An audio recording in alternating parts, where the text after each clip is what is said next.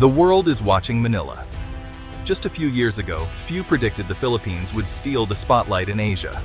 Now, breaking news reports tell of a country that is outpacing its neighbors.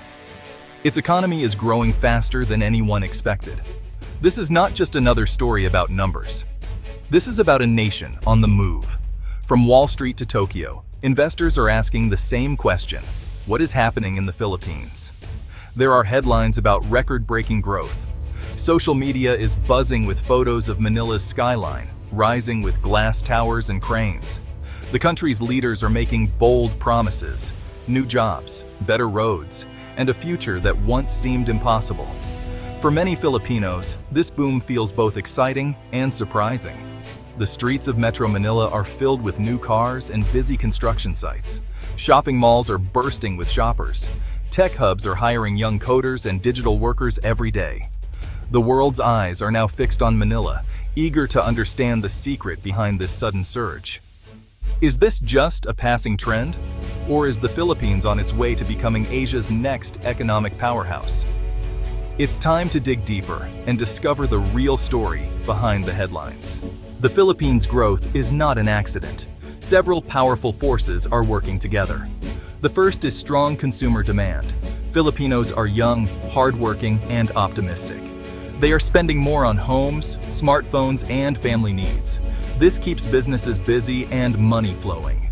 Next is a wave of infrastructure investment. The government is building new highways, airports, and train lines. These projects do more than just connect cities. They create jobs and attract private companies to set up shop near new roads and stations. It is a cycle. Better infrastructure brings in more business, and more business means more jobs for Filipinos. Digital industries and the business process outsourcing sector are also key. The Philippines is now a global call center capital. But it's not just about answering phones. Today's BPO jobs include tech support, finance, and creative digital work. Young Filipinos are learning new skills, and the world is hiring them. Foreign investment is rising too. Global brands like Amazon and Samsung are building offices and factories.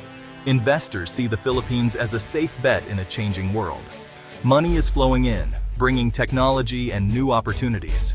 Look at Bonifacio Global City, or BGC, in Manila. Just a decade ago, it was mostly empty land. Now, BGC is filled with luxury condos, international schools, and high-end restaurants. Tech companies and banks compete for office space here. It's a symbol of how fast things are changing. Beyond Manila, the transformation is spreading. In places like Cebu and Davao, new factories are opening, making everything from electronics to clothes. These zones are busy with trucks, workers, and shipments heading overseas. Filipino workers are gaining skills and earning steady paychecks. Tech jobs are another clear sign of change.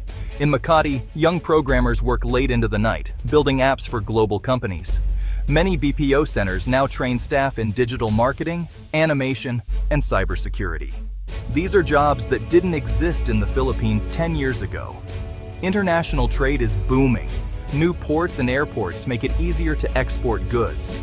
Filipino products, everything from mangoes to microchips, are reaching new markets in America, Europe, and Asia. The country is truly connecting with the world. This boom is not just about numbers. It is really changing daily life for millions of Filipinos. More people are finding stable jobs, not only in Manila, but also in other cities and provinces. Families now have more money to spend on education, healthcare, and even home improvements. Small businesses are thriving. Food stalls, online shops, and delivery services are just popping up everywhere. Many young entrepreneurs are using social media to sell everything from handmade crafts to tech gadgets. The digital revolution is, honestly, opening doors for people who once struggled to find work. There is also a new sense of hope. Parents dream of sending their children to college. Young professionals are buying their first cars and condos. Some families are even moving back from abroad, confident they can find good jobs at home. The government is working to spread these benefits. Programs offer training in IT and manufacturing. Schools teach English and computer skills, preparing students for the jobs of the future. For many, this is a once-in-a-generation chance to move up in life. Why is the world watching so closely? The Philippines is now seen as one of Asia's most promising economies. Investors like stability and growth, and the country is offering both. Its young, English-speaking workforce is a huge advantage. Companies can tap into talent without high costs. The rising middle class means big markets for cars, electronics, and clothes. International brands are racing to open stores and factories. Even major tech firms are hiring in Manila and Cebu. The country's location, close to China, Japan, and the United States, makes it a key player in Asian trade. Financial experts are talking about the Philippines' miracle. Stock markets are reacting. Big banks are offering loans for new projects. Global conferences in Singapore and Hong Kong are asking, is Manila the next Singapore or Seoul? This attention benefits ordinary Filipinos too. More investments mean better jobs and higher wages. It also puts pressure on leaders to keep the economy strong and fair. Growth brings new questions. Can the Philippines keep this pace? The world economy is uncertain. Rising prices, global conflicts, and climate change could slow things down. The country must prepare for good times and bad. Competition is tough. Other Asian countries like Vietnam and Indonesia are also growing fast. The Philippines must keep improving its schools, roads, and internet. Corruption and red tape are still problems. Leaders must fight these issues to keep investors confident. Inequality is another challenge. Not everyone is feeling the boom. Rural areas are developing more slowly than big cities. The government must make sure opportunities reach all Filipinos, not just the rich or the urban population. Experts warn that resting on past success is risky. The country must keep innovating, building, and training its people. Only then will the boom become a lasting change, not just a lucky moment. What does all this mean for Asia?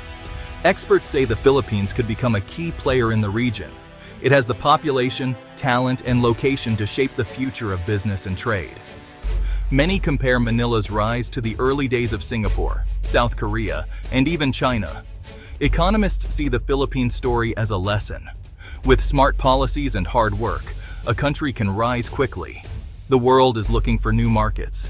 The Philippines is ready to answer that call, offering everything from software to skilled workers. Some warn that growth comes with risks. The country must stay focused on education, good governance, and sustainable development. Only then will this boom lift everyone, not just a lucky few.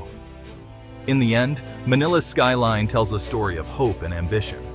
The Philippines is not just catching up, it is aiming to lead. For Asia and the world, that is news worth watching.